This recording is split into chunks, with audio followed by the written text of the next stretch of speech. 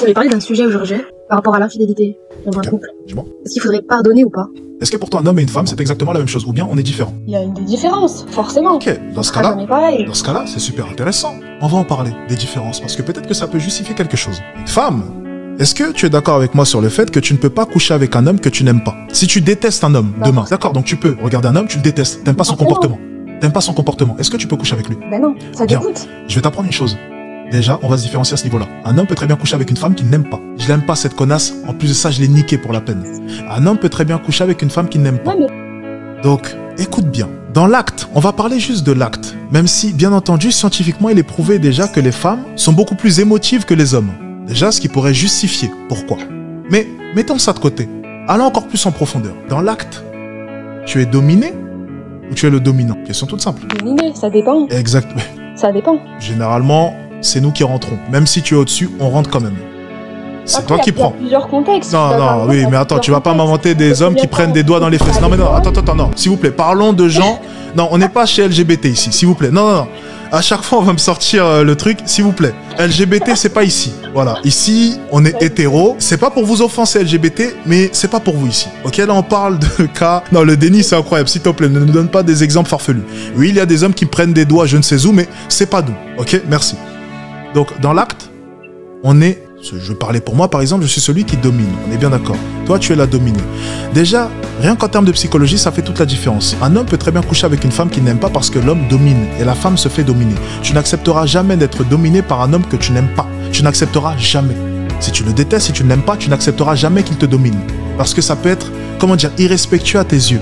Laisser un homme que tu n'aimes pas te dominer de la sorte. Rappelons quand même la brutalité de l'acte sexuel quand même. C'est quelque chose de très brutal. Très brutal.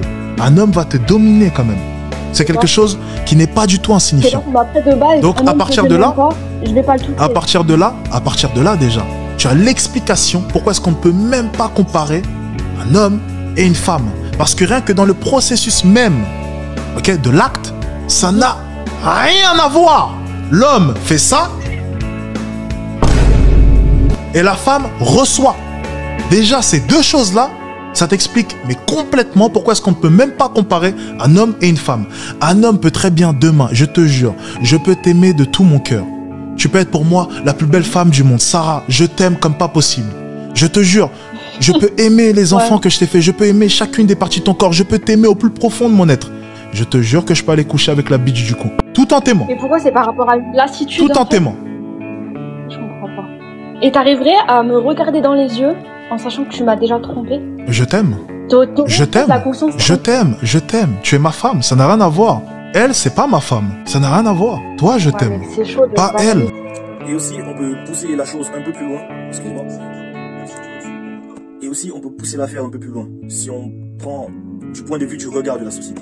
Du point de vue du regard de la société.